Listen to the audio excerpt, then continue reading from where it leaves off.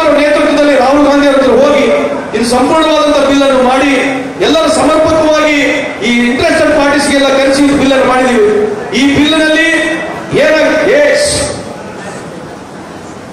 ಈ ಬಿಲ್ ನಲ್ಲಿ ಯಾರು ಟ್ರಾನ್ಸಾಕ್ಷನ್ ಮಾಡ್ತಾರೆ, ಟ್ರಾನ್ಸಾಕ್ಷನ್ ಅಂತಂದ್ರೆ ನಾವು ಗೂಡ್ಸ್ ಮೇಲೆ GST ತಗೊಳ್ತಾ ಇಲ್ಲ, ನಾವು ಗೂಡ್ಸ್ ಮೇಲೆ ನಾವು ಅವರಿಗೆ ಸೆಸ್ ತಗೊಳ್ತಾ ಇಲ್ಲ. ಟ್ರಾನ್ಸ್ಪೋರ್ಟ್ ಏನಾಗುತ್ತೆ A to B ಅಂದ್ರೆ ಒಂದು ದೋಸಾ ಸುಧಾ ಹೋಟೆಲ್ ಇಂದ ಗೌ ಬಜಾರಿಗೆ ಹೋದ್ರೆ 20 ರೂಪಾಯಿ ಟ್ರಾನ್ಸ್ಪೋರ್ಟ್ ಕಾಸ್ಟ್ ಇದ್ರೆ ನಾವು ಟ್ರಾನ್ಸ್ಪೋರ್ಟ್ ಕಾಸ್ಟ್ ನಲ್ಲಿ ಮಾತ್ರ ನಾವು ಸೆಸ್ ಅನ್ನು ಕಲೆಕ್ಟ್ ಮಾಡ್ತಾ ಇದೀವಿ.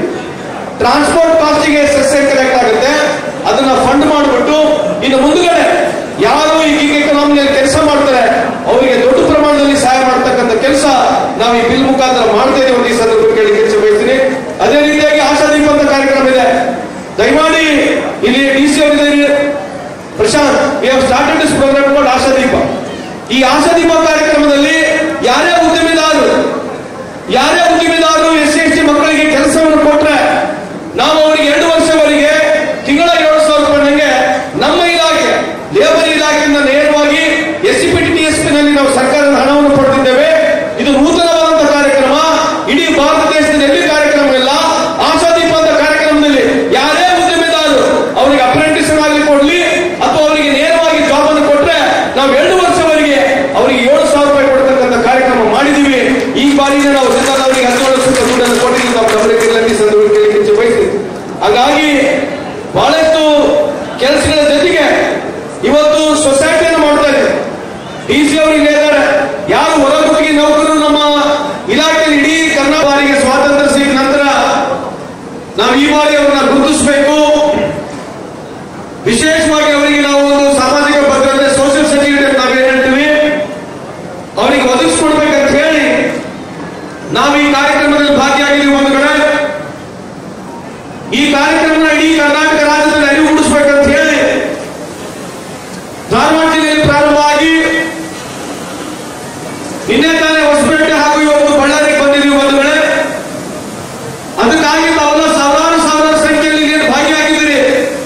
ನನ್ನ ವೈಯಕ್ತಿಕ ಪರವಾಗಿ ವೇದಿಕೆ ಇರತಕ್ಕಂಥ ಎಲ್ಲ ಮುಖಂಡರ ಪರವಾಗಿ ಕಾಂಗ್ರೆಸ್ ಪಕ್ಷದ ನಮ್ಮ ಇರ್ತಕ್ಕಂಥ ಕರ್ನಾಟಕ ಸರ್ಕಾರದ ಪರವಾಗಿ ತಮ್ಮೆಲ್ಲರಿಗೆ ಸ್ವಾಗತವನ್ನು ಮಾಡಿದಂತೆ ಈ ಸಂದರ್ಭ ಕೇಳಲಿಕ್ಕೆ ಇಚ್ಛೆ ಬಯಸ್ತೀನಿ.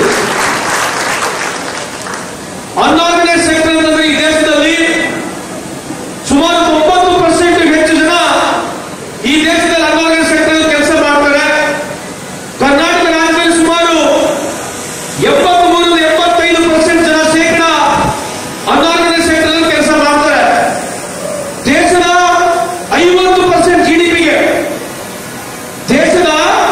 50% GDPಗೆ ಈ ಅನ್ಆರ್ಗನೈಸ್ ಸೆಕ್ಟರ್ ಅವರು ಕಾಂಟ್ರಿಬ್ಯೂಟ್ ಮಾಡ್ತಾ ಇದ್ದಾರೆ. ತಾವು ಗಮನಕ್ಕೆ ಇರಲಿ ಈ ಸಂದರ್ಭ ಕೇಳಲಿಕ್ಕೆ ಇಚ್ಛೆ ಬಯಸ್ತೇನೆ. ರಾಜಶೇಖರ್ ಅವರು ಹೇಳ್ತಾ ಇದ್ರು, ಈ ಅನ್ಆರ್ಗನೈಸ್ ಸೆಕ್ಟರ್ಗಳಿಗೆ ಯಾರಿಗೆ ಕೆಲಸ ಸಿಗೋದಿಲ್ಲ, ಪರ್ಮನೆಂಟ್ ಆಗಿ ಕೆಲಸಗಳಿರೋದಿಲ್ಲ, ಸಣ್ಣ ವೃತ್ತಿಯಲ್ಲಿ ಅವರಿಗೆ ತೊಡಗಿಸ್ಕೊಂಡು ಸುಮಾರು 10-12 ತಾಸು 14 ತಾಸು ಕೆಲಸ ಮಾಡಿ ಯಾವುದೇ ರೀತಿಯಾದಂತಹ ಭದ್ರತೆ ಇರೋದಿಲ್ಲ. ಅಂತವರಿಗೆ ಇವತ್ತು ನಾವು ಗುರುತಿಸತಕ್ಕಂಥ ಕೆಲಸವನ್ನು ಮಾಡಿದ್ದೀವಿ. ಸುಮಾರು 91 ಸೆಕ್ಟರ್ ಕರ್ನಾಟಕ ರಾಜ್ಯದಲ್ಲಿ ನಮ್ಮ ಈ ಶ್ರಮ ಪೋರ್ಟಲ್ನಲ್ಲಿ 1,06,00,000 ರಿಜಿಸ್ಟರ್ ಆಗಿದೆ. ಅನ್ಆರ್ಗನೈಸ್ ಸೆಕ್ಟರ್ ನಲ್ಲಿ ನಮಗಿರ್ತಕ್ಕಂಥ ಮಾಹಿತಿ ಪ್ರಕಾರ ಸುಮಾರು 1,53,00,000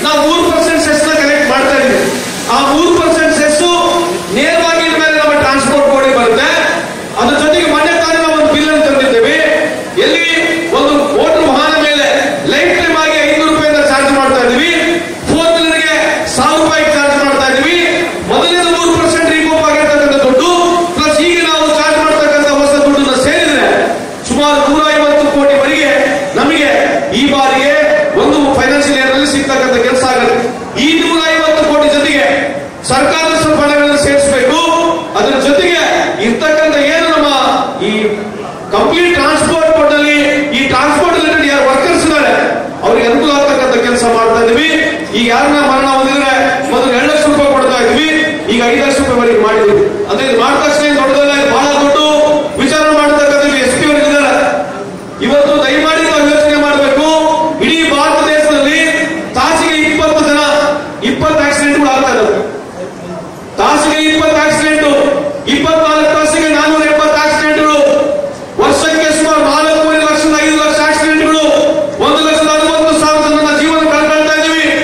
ಡೈರೆಕ್ಟ್ ಆಗಿ ಸುಮಾರು 7.5 ಲಕ್ಷ ಕುಟುಂಬಗಳು, ಇಂಡೈರೆಕ್ಟ್ ಆಗಿ ಸುಮಾರು 18 ಲಕ್ಷ ಕುಟುಂಬಗಳಿಗೆ ಅನಾನುಕೂಲ ಆಗ್ತಕ್ಕಂಥದ್ದು ಈ ಟ್ರಾನ್ಸ್ಪೋರ್ಟ್ ಡಿಪಾರ್ಟ್ಮೆಂಟ್, ಈ ಸರ್ಫೇಸ್ ಟ್ರಾನ್ಸ್ಪೋರ್ಟ್ ನಾವೇನಾಗ್ತೀವಿ ಭಾರತ ದೇಶದಲ್ಲಿ ಇವೇನು ಜೀವವನ್ನು ಕಳ್ಕೊಳ್ತಾ ಇದೀವಿ. ಶೇಕಡ 70% ಜನರು 45 ವಯಸ್ಸಿನ ಕೆಳಗಿದ್ದಾರೆ. ಯಾವುದೇ ಒಬ್ಬ ಟ್ರಾನ್ಸ್ಪೋರ್ಟ್ ರಿಲೇಟೆಡ್ ಯಾವುದೇ ಒಬ್ಬ ಮನುಷ್ಯ ಜೀವ ಕಳ್ಕೊಂಡ್ರೆ ಸುಮಾರು 1,60,000 ಜನ ಜೀವನ ಕಳ್ಕೊಳ್ತಾ ಇದ್ದಾರೆ. ಈ ದೇಶದ GDP ಮೇಲೆ 3% ತೊಂದರೆ ಆಗ್ತದೆ. 3% ಈ ದೇಶದ GDP ಮೇಲೆ ತೊಂದರೆ ಆಗ್ತಕ್ಕಂಥದ್ದು. ಯಾಕೆ ಹೇಳ್ತಾ ಇದ್ದೀನಿ ಈ ಮಾತು ಅಂತಂದ್ರೆ, ಯಾವ ಮನುಷ್ಯ ಅರ್ನಿಂಗ್ ಮಾಡ್ತಕ್ಕಂಥ ಒಬ್ಬ ವ್ಯಕ್ತಿ ಟ್ರಾನ್ಸ್ಪೋರ್ಟ್ ರಿಲೇಟೆಡ್ ಯಾವುದೋ ಒಬ್ಬ ವರ್ಕರ್, ಡ್ರೈವರ್ ಇರ್ಬೋದು, ಕ್ಲೀನರ್ ಇರ್ಬೋದು, ಅವ್ರ ಜೀವವನ್ನು ಕಳ್ಕೊಂಡ್ರೆ ಆ ಫ್ಯಾಮಿಲಿಗೆ ಏಳಿಗೆಗೆ ಬಹಳ ದೊಡ್ಡ ಕಷ್ಟ ಆಗುತ್ತೆ. ಇದು ನಾನು ಹೇಳ್ತಕ್ಕಂಥ ರಿಪೋರ್ಟ್ ಅಲ್ಲ, ಇದು ಇವತ್ತು ಹೇಳ್ತಕ್ಕಂಥ ರಿಪೋರ್ಟ್, ನಮ್ಮ ನೀತಿ ಆಯೋಗ ರಿಪೋರ್ಟ್ ನಲ್ಲಿ ಇವತ್ತು ಹೇಳ್ತಾ ಇದ್ದಾರೆ.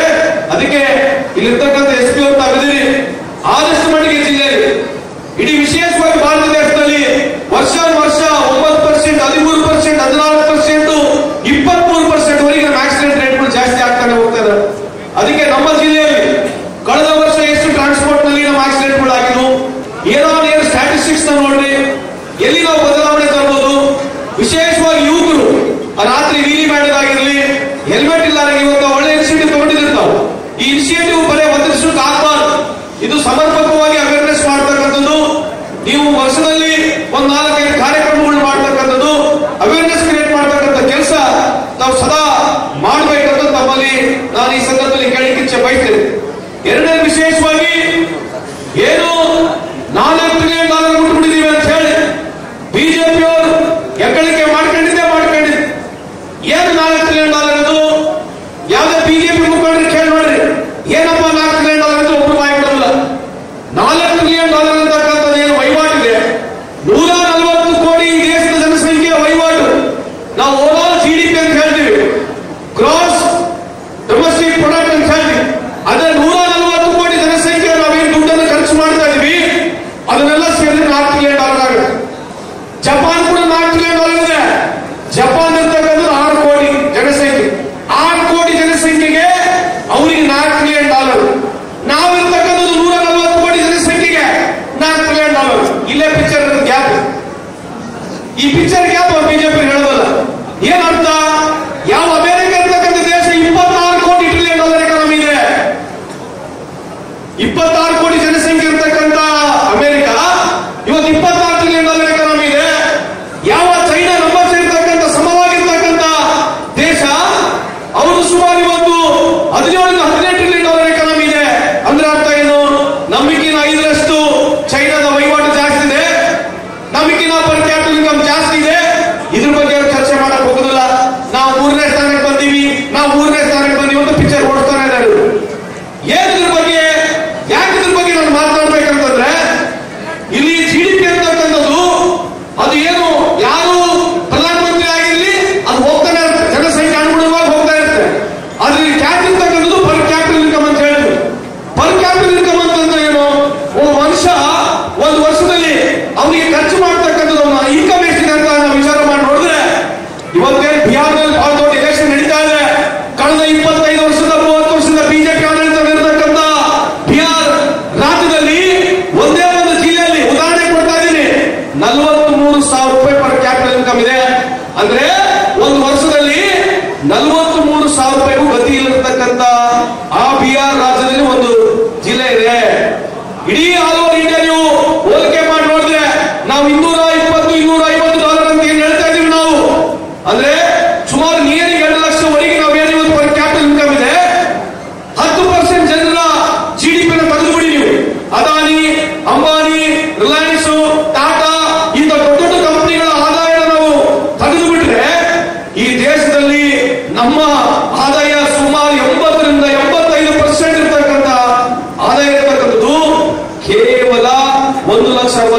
ಮಾತ್ರ.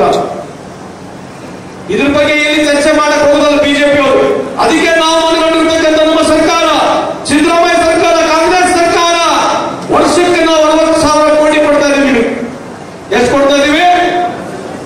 ಎಷ್ಟು ಗೌಡ ಹೇಳುವಾಗ ಹೊಸಣ ಎಲ್ಲರೂ ಹೋಗಿ, ವರ್ಷಕ್ಕೆ 60,000 ಕೋಟಿ, 5 ವರ್ಷಕ್ಕೆ ಲೆಕ್ಕ ಗೌಡ, ವರ್ಷಕ್ಕೆ 60,000 ಕೋಟಿ, 5 ವರ್ಷಕ್ಕೆ 3 ಲಕ್ಷ ಕೋಟಿ. ವರ್ಷಕ್ಕೆ 60,000 ಕೋಟಿ, 5 ವರ್ಷಕ್ಕೆ 3 ಲಕ್ಷ ಕೋಟಿ. ಈ ದೇಶದಲ್ಲಿ ಬಿಜೆಪಿ ಅವರು 20 ರಾಜ್ಯಗಳಿದ್ದಾವೆ, ಆದ್ರೆ ಇಂಥ ಕಾರ್ಯಕ್ರಮ ಕೊಟ್ಟಿಲ್ಲ. ಭಾರತ ದೇಶ ಇತಿಹಾಸದಲ್ಲಿ 5 ವರ್ಷದಲ್ಲಿ ಬಡವರಿಗೆ 3 ಲಕ್ಷ ಕೋಟಿ ಕೊಡ್ತಕ್ಕಂಥ ಕೆಲಸ ಯಾವುದೇ ಸರ್ಕಾರ ಮಾಡಿದ್ರೆ ಅದೇ ಕಾಂಗ್ರೆಸ್ ಯಾಕೆ ಕೊಡ್ಬೇಕು ದುಡ್ಡು? ಕೆರೆ ನೀರು ಕೆರೆಗೆ ಚೆಲ್ಲು ಅಂದ್ರೆ ಕೆರೆಗೆ ನಾವೇ ನಿಮ್ಮ ಹತ್ರ ತಗೊಳ್ತೀವಿ, ಅದು ನಿಮಗೆ ವಾಪಸ್ ಕೊಡ್ಬೇಕು. ಯಾಕೆ ಕೊಡ್ಬೇಕಂತಂದ್ರೆ ನಮ್ಮ ಅಸಂಘಟಿತ ಕಾರ್ಮಿಕರು ಏನಿದ್ದಾರೆ 90% ಜನರು ಇಡೀ ದೇಶದಲ್ಲಿದ್ದಾರೆ. ಅವರಿಗೆ ಆರ್ಥಿಕತೆ ತೊಂದರೆ ಇದೆ, ದಿನಸಿ ಸಾಮಾನು ವ್ಯವಸ್ಥೆಗಳು ಜಾಸ್ತಿ ಆಗಿದ್ದಾವೆ. ಬಡವರು ಒಂದು ತೊಲೆ ಬಂಗಾರ ಖರೀದಿ ಮಾಡಂಗಿಲ್ಲ. ಇವತ್ತು ಬಿಜೆಪಿ ಅವರು ನಮ್ಮ ಮಾಧ್ಯಮದವರು ನಮ್ಮನ್ನ ಇದೇ ಮುಖ ಪ್ರಶ್ನೆ ಕೇಳ್ತೀರಿ. ಇವತ್ತು ಬಡವರು ಮದುವೆ ಮಾಡ್ಕೊಳ್ಳಂಗಿಲ್ಲ, ಒಂದು ತೊಲೆ ಬಂಗಾರನೂ ಹಾಕಂಗಿಲ್ಲ. 29,000 ತಕ್ಕಂಥ ಬಂಗಾರ ಇವತ್ತು 1 ಲಕ್ಷ ರೂಪಾಯಿ ಮುಟ್ಬಿಡೋದು. ಹೌದಲ್ಲ ತಾಯಿ? ಹೌದಲ್ಲ? ಮತ್ತೆ ಏನ್ ಮಾಡ್ಬೇಕು? ಯಾರು ಪ್ರಶ್ನೆ ಕೇಳಬೇಕು ಬಿಜೆಪಿ ಅವರಿಗೆ? ಯಾವ ಬಿಜೆಪಿಯ ಮುಖಂಡರಲ್ಲಿ ದಯಮಾಡಿ ಮಾಧ್ಯಮದಲ್ಲಿ ಮನವಿ ಮಾಡಿಕೊಳ್ತೀನಿ. ಕೇಂದ್ರದಲ್ಲಿ ನಾವಿದ್ದ ಸಂದರ್ಭದಲ್ಲಿ 2004ರಿಂದ 2014 ಇಸುವವರೆಗೆ ನಾವು $103 ಕೊಟ್ಟು ಒಂದು ಬ್ಯಾರಲ್ ಆಯಿಲ್ ಖರೀದಿ ಮಾಡ್ತೀವಿ. ಇವತ್ತು ಇವರು ಪುಣ್ಯಾತ್ಮರು $48 ಖರೀದಿ ಮಾಡ್ತಾ ಇದ್ದಾರೆ. $40 ಪ್ರಾಫಿಟ್ ಇದೆ ನೇರವಾಗಿ. ಆಗಿದ್ದಕ್ಕೆ ಈಗ $40 ಪ್ರಾಫಿಟ್ ಇದೆ. ಮನಮೋಹನ್ ಸಿಂಗ್ ಅವರು $103 ಖರೀದಿ ಮಾಡಿ 90,000 ಕೋಟಿ ವರ್ಷಕ್ಕೆ ಸಬ್ಸಿಡಿಯನ್ನು ಕೊಟ್ಟರು. ದಯಮಾಡಿ ಬರ್ಕೊಳ್ಳಿ, ಕೇಳಿ ಅವರು. UPA government miss Manmohan Singh ಸಾಹೇಬ್ರು he paid 19,000 crores as subsidy per annum. $103 ಖರೀದಿ ಮಾಡಿ 90,000 ಕೋಟಿ ಸಬ್ಸಿಡಿ ಕೊಟ್ಟಿದ್ದಕ್ಕೆ ನಮಗೆ 55 ರೂಪಾಯಿ 60 ರೂಪಾಯಿ ಪೆಟ್ರೋಲ್ ಡೀಸೆಲ್ ಸಿಕ್ತು. ಅವತ್ತು ಈ ದೇಶದಲ್ಲಿ ರಿಲಯನ್ಸ್ ಬಂಕ್ ನಡೀತಾ ಇರಲಿಲ್ಲ. ಯಾವ ಬಂಕು? ಆ ಟೈಮಲ್ಲಿ ರಿಲಯನ್ಸ್ ಬಂಕ್ ಎಲ್ಲಿ ನಡೀತಿರಲಿಲ್ಲ ಗಣೇಶನ. ಇವತ್ತು ಸಬ್ಸಿಡಿ ಕಮ್ಮಿ ಕೊಡ್ತಾ ಇದ್ದಾರೆ ಅವರು. ಸಬ್ಸಿಡಿ ಕಮ್ಮಿ ಕೊಟ್ಟಿದ್ದಕ್ಕೆ ಇವತ್ತು ರಿಲಯನ್ಸ್ ಬಂಕ್ನವರು ನಮ್ಮ ಎಲ್ಲ HP ಬಂಕಿಗೆ ಕಾಂಪೀಟ್ ಮಾಡ್ತಾ ಇದ್ದಾರೆ. ಇವತ್ತು ನಾವು ಕೊಟ್ಟಿರ್ತಕ್ಕಂಥ ಸಬ್ಸಿಡಿನ ಕೊಟ್ರೆ ನಮಗೆ ಇವತ್ತು 20 ರೂಪಾಯಿ 30 ರೂಪಾಯಿ ಡೀಸೆಲ್ ಪೆಟ್ರೋಲ್ ಸಿಗ್ಬೇಕು. ಇದ್ರ ಬಗ್ಗೆ ಚರ್ಚೆನೇ ಆಗಿದೆ ದೇಶದಲ್ಲಿ.